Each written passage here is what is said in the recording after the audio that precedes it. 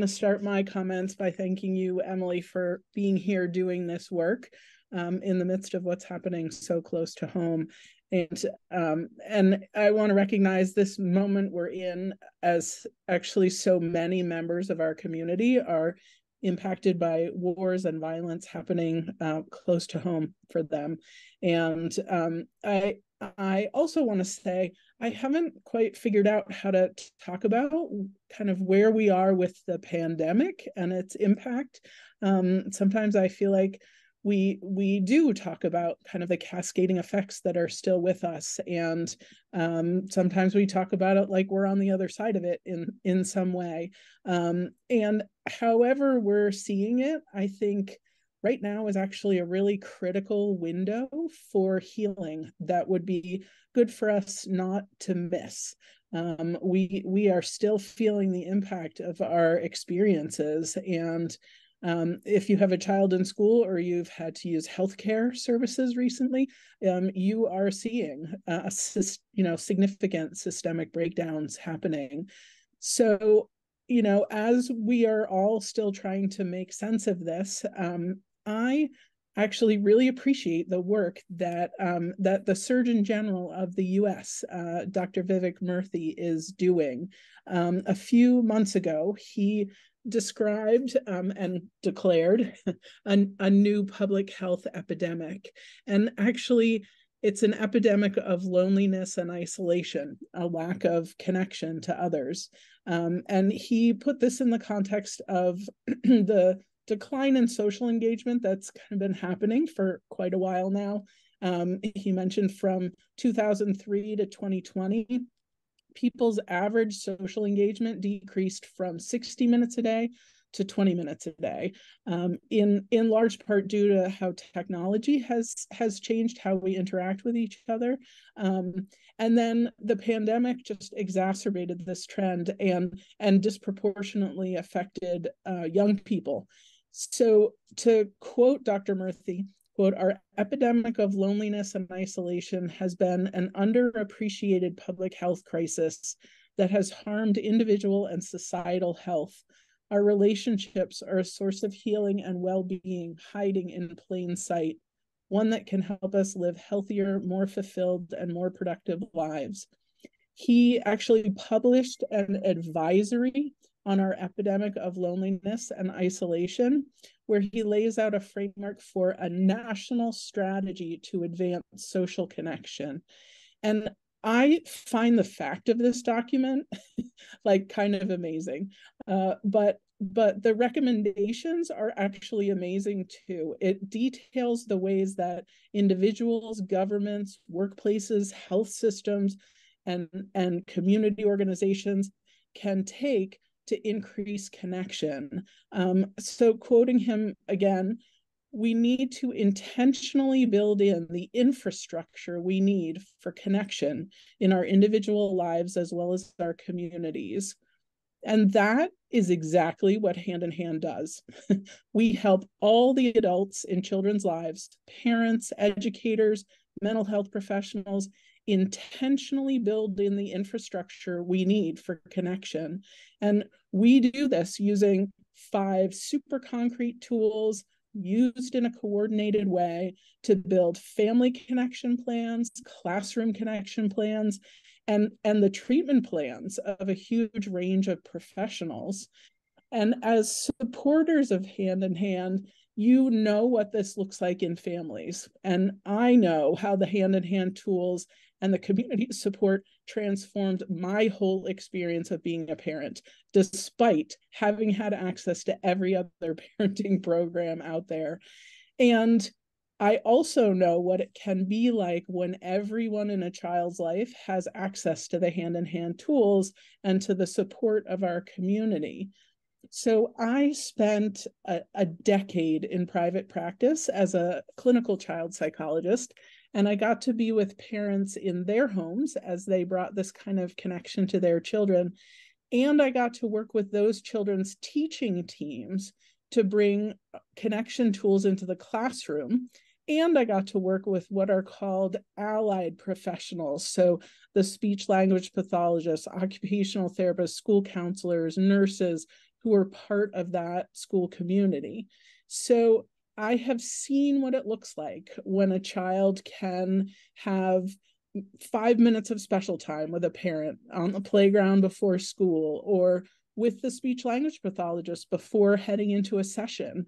And I've seen 4 minutes of stay listening after an upset on the playground, or when a child arrives at the nurse's office. And I've seen 3 minutes of listening to feelings after a teacher sets a limit, and how that can prevent a whole day of off-track behavior. And I've seen 2 minutes of listening to feelings, of listening time for teachers who can pop into the hallway and then head back into the classroom and handle some big feelings happening there. I've seen 1 minute of play listening with a classroom aide helping kids get dressed for outside time.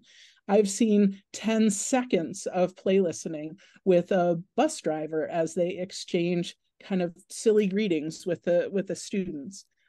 So I've seen this in a few of the schools I got to work in.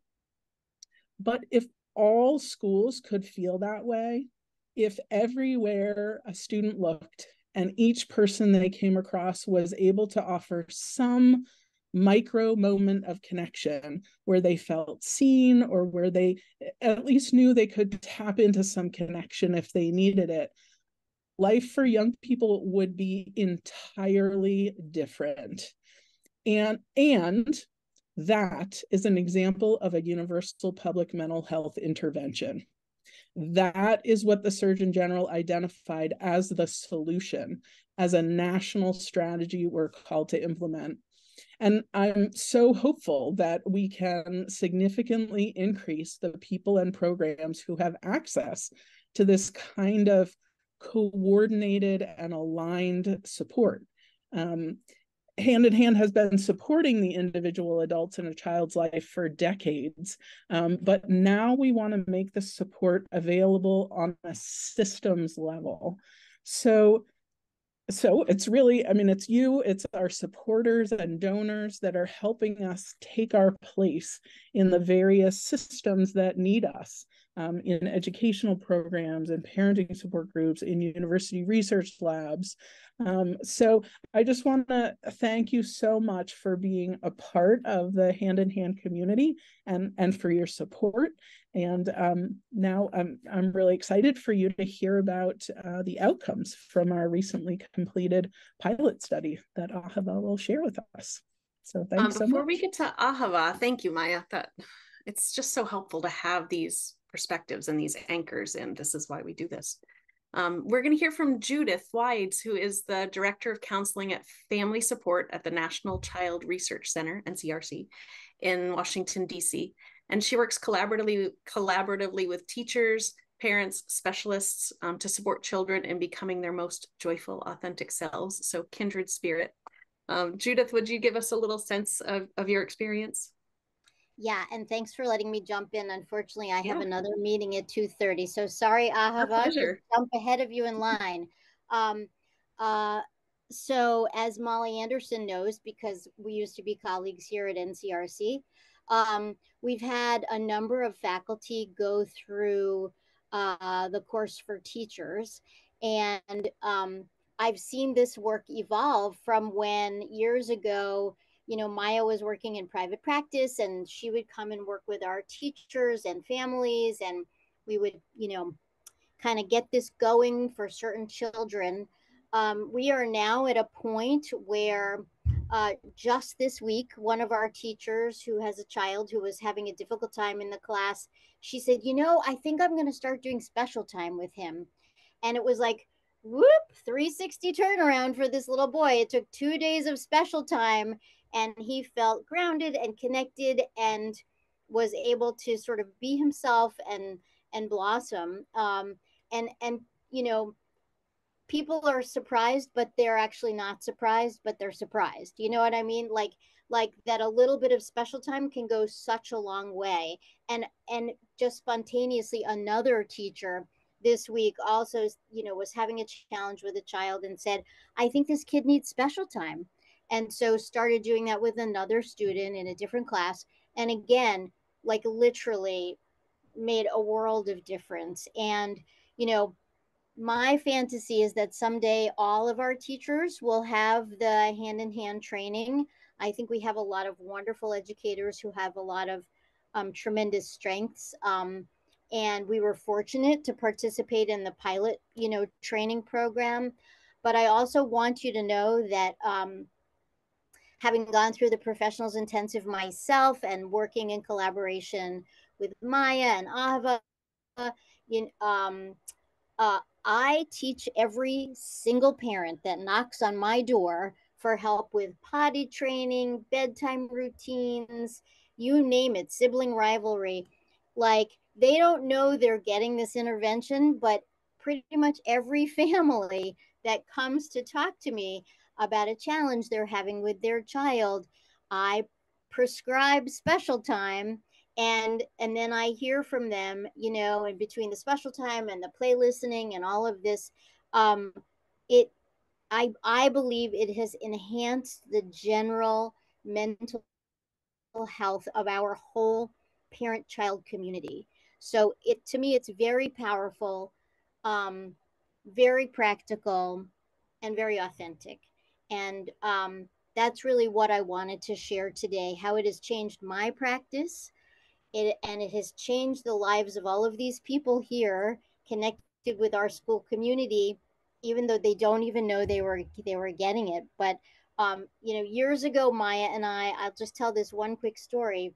We worked with a family together, a family that had kids here at NCRC, and they had 3 boys, and Maya worked with them and introduced them to some of the tools. And we heard later on from this family that the youngest of the 3 would ask for special time with his older brothers. It had become such a part of how their family stayed connected and supported each other, that the youngest boy was like, I'm going to ask for special time from my older brother so and so. So it is, we all know, we wouldn't be on this call, we all know how powerful it is, but I just wanted to share that little bit. I do have another meeting at 2:30, so I will hand it over to Ahava, but I really appreciate that I could be here for a few minutes and share how much this work has changed my practice and the lives of hundreds of kids and families at NCRC, and teachers. So thank you so much, Judith. And thank you for making time to be with us today. Yeah. We all know in our bones that these tools work, but it's so helpful to have your stories and the research findings that Ahava is going to share with us to see it in front of us on paper and hear from you in your day-to-day world, how it's influencing you. So Ahava, I will go ahead and share screen and get your presentation up. Wonderful. And you can tell us all about the exciting. Great. Wonderful. Finding. There we go. Can everyone see? Awesome. Great. Oh, well, hello, everyone. It's so good to be connected with you today and here again with all of you to share some more findings from the early pilot study, which is our research team's latest project. But before we dive into the findings, I want to do a little review of the Foundations course, which is the program that the early pilot study investigated. And so, Emily, we can go to the next slide. Thanks. So the Foundations course is an exciting, newly updated 8-week course designed uniquely for early childhood educators. It's one of our signature introductory courses, like the Parent Starter class or the Professionals Intensive. And this was the first course we launched on our new network so teachers could more easily access the course on their computers or other devices through our new app, which was very exciting. And for this course, we updated the materials with shorter readings and videos to keep pace with standards and technology. And we had materials designed to be shared with parents in order to support the very important homeschool partnership. So as part of this course, all participants had a weekly hour-long Zoom call with 3 to 5 other educators so they could get personalized feedback and peer support. And this course was launched by a research team so that we could study the course while it was happening. So let's now take a look at what the early pilot study actually investigated. We designed a study to explore specific questions around educators' experiences taking the Foundations course. So we wanted to learn about their experience with our approach. For example, to what extent was this course helpful to them? To what extent did they learn and understand the tools? Were there any changes in their confidence levels in responding to emotions and behaviors in the classroom? And how did the Foundations course impact their relationship with their co-teachers, children, parents, and even their own families? So we have about 20 questions in these categories that we investigated through this study. And this is how we went about addressing these questions. Next slide. Lots and lots and lots of surveys. As you can see on the slide, above the dotted line, there's the structure of the 8-week Foundations course. And underneath the dotted line is how we conducted the study during the live course. We had a pre-course survey, 6 weekly surveys, a final survey, a group interview for all participants at the end of the course, and a 3-month follow-up survey. So this is how we got really rich and useful feedback about the impact of this course. And we ran this course successfully in the fall of 2022 and finished gathering data in March of this year. Next slide. Thanks, Emily. And this was a big project. With your help, we completed this study in about 2 years. It was 2 years from start to completion. And we had a team of 13 researchers, which included faculty from 3 different research institutions. So our core research team is comprised of 5 researchers. Oop, Emily, can we go back just? Oh, yes. Thanks. Comprised of 5 researchers, all hand-in-hand certified instructors. We brought on a statistician, a survey design expert, and a data coordinator. We also had 3 research assistants to help onboard and maintain communication with participants during the study. They also helped us conduct over 20 hours of interviews. We also received technical assistance from Georgetown's Infant and Early Childhood Mental Health Consultation Program. So we really had a team of experts, hand-in-hand experts, research and tech experts, all working together across disciplines to help create a thoughtful and thorough investigation of our program for educators. And we designed this study with all of this help for 2 main reasons.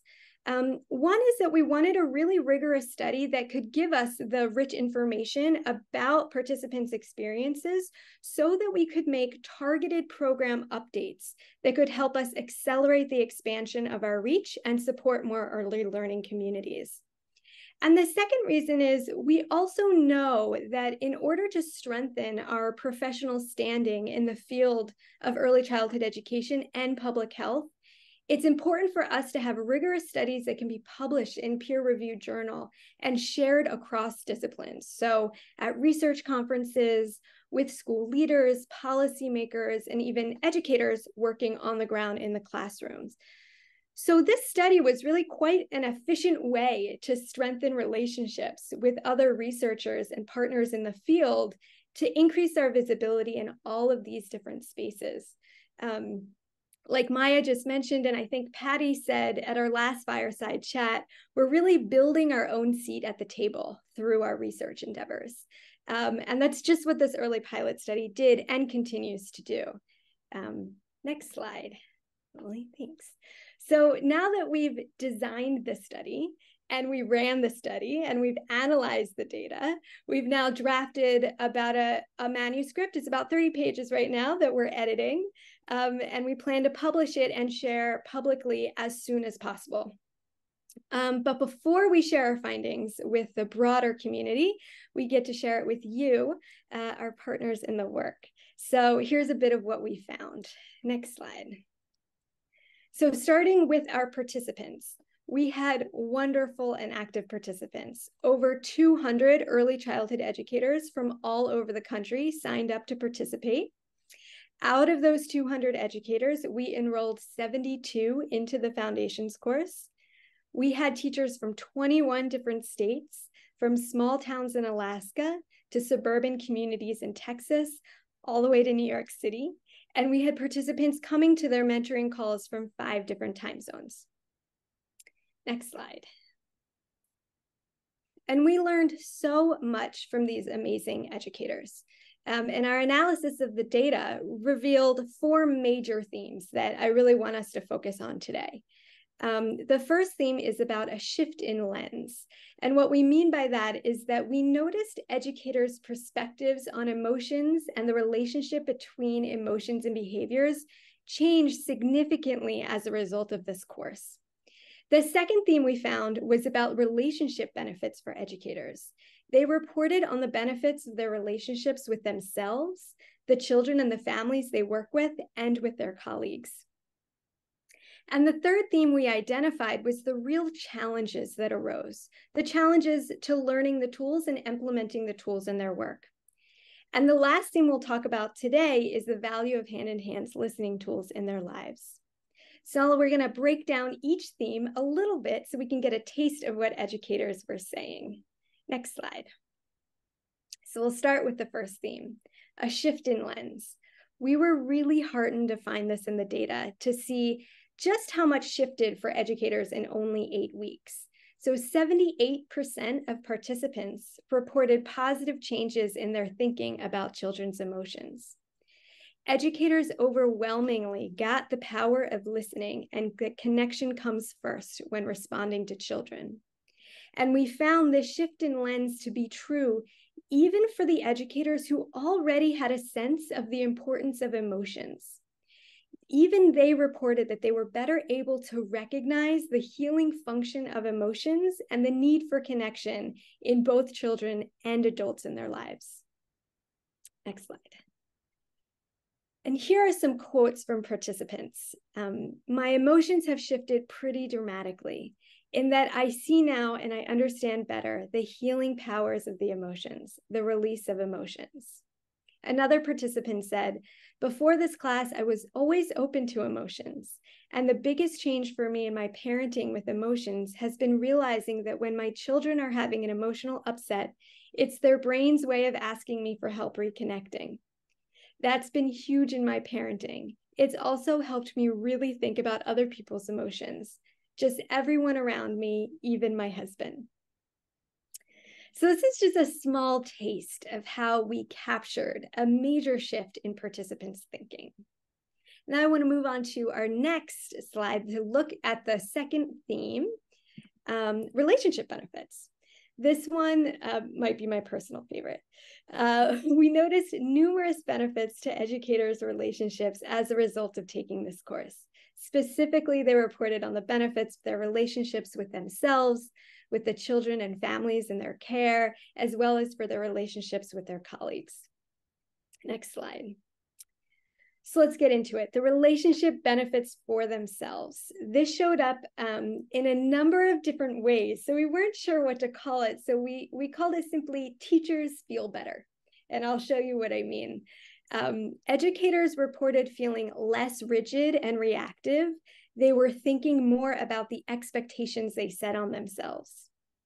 Some reported feeling less overwhelmed and got into fewer power struggles than before the course. And they found conflicts between children in their settings not as stressful. So when we were coding the interviews, so many adjectives came up, like calmer, relaxed, less pressure, patient, all these words to describe their feelings after taking the course.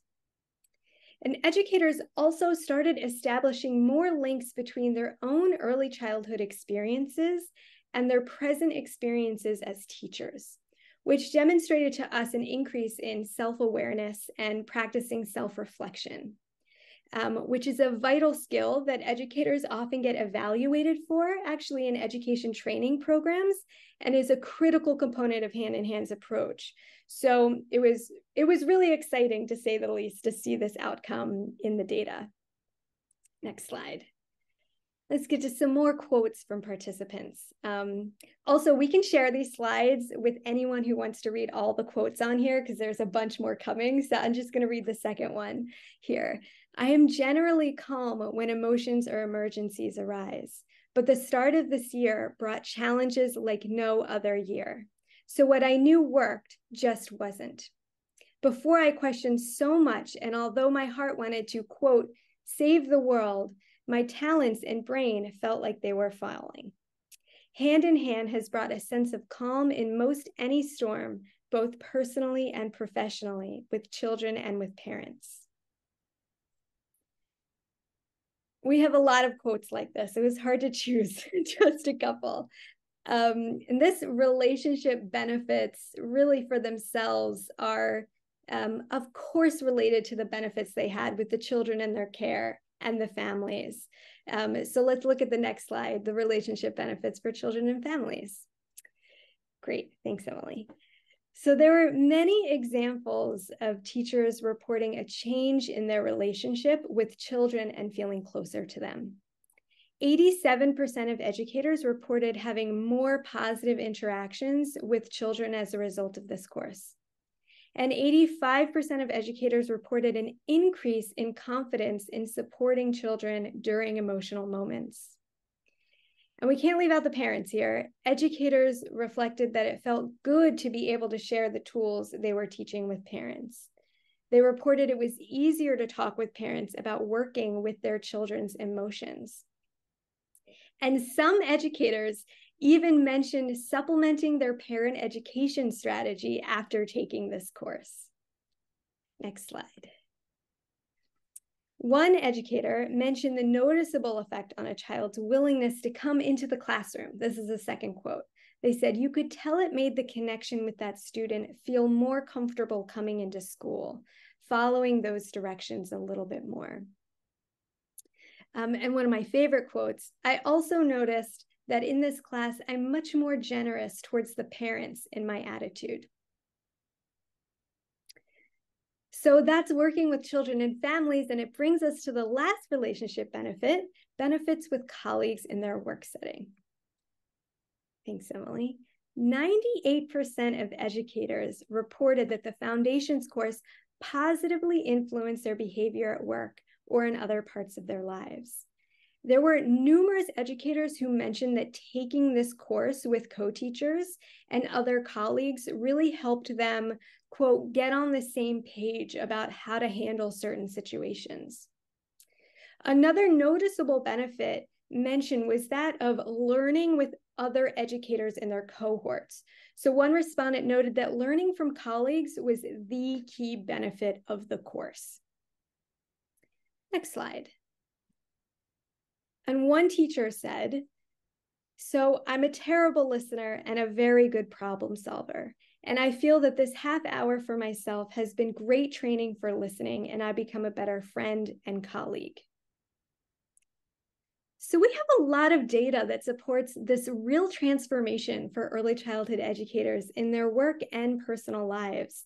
And we were also provided extensive feedback on the challenges for educators in the course and how we can improve it.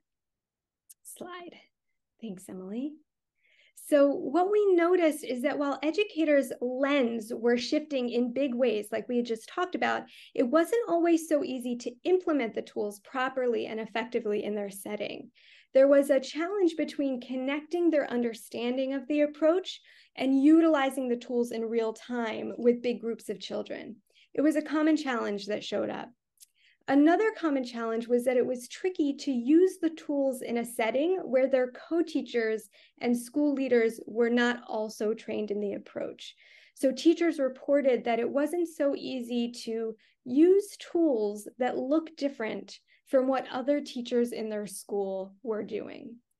And interestingly, some educators reported being unsure of how to use the tools in the absence of big emotions when things were going steady in their classrooms. And this came up particularly for educators working in infant rooms.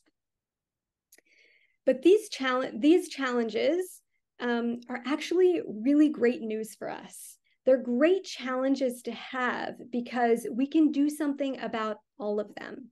One part of the analysis that we're doing is deciding on how to address these challenges to decrease or ideally eliminate these barriers for future educators taking this course with us. Next slide. And we've already started on some of the changes we'd like to make. So we know that we want to update the videos and written materials to scaffold the learning for educators so they can be more confident in trying out and using the tools with ease. We've also begun to address the issue of having other staff trained in the approach.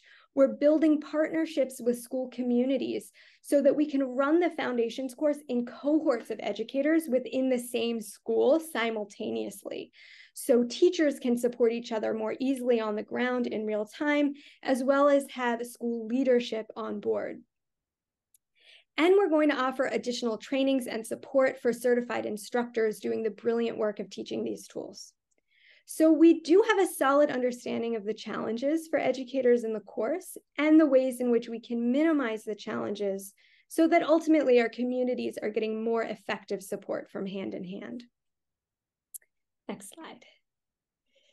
And if we zoom back out a little bit to look at the overall value of the course for educators, the course was a big success with a positive impact already.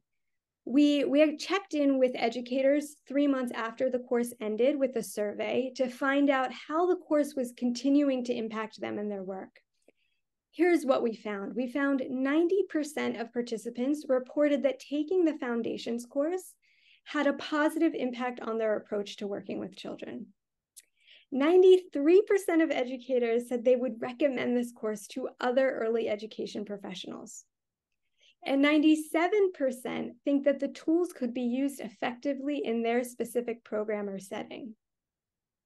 And this might really be my actual favorite quote. This might be my favorite. These tools are rooted in what comes easiest, loving children. The program highlights ways to incorporate everything that happens in early childhood classrooms into a joyful dance. The simplicity of the tools is understandable and sustainable. So this is really this is fantastic. This is just what we wanted. And so this brings us to our next slide, our takeaways. We're wrapping up here. There are plenty of takeaways and implications from this study.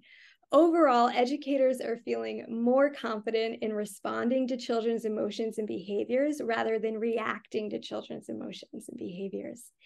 Educators want their colleagues and families to have the hand-in-hand tools, which shows great promise for Hand in Hand as a community care model, like Maya was talking about, for all members of early childhood educational communities. And we now have specific data about the barriers to learning and the improvements needed that we can now make from concrete feedback we have documented.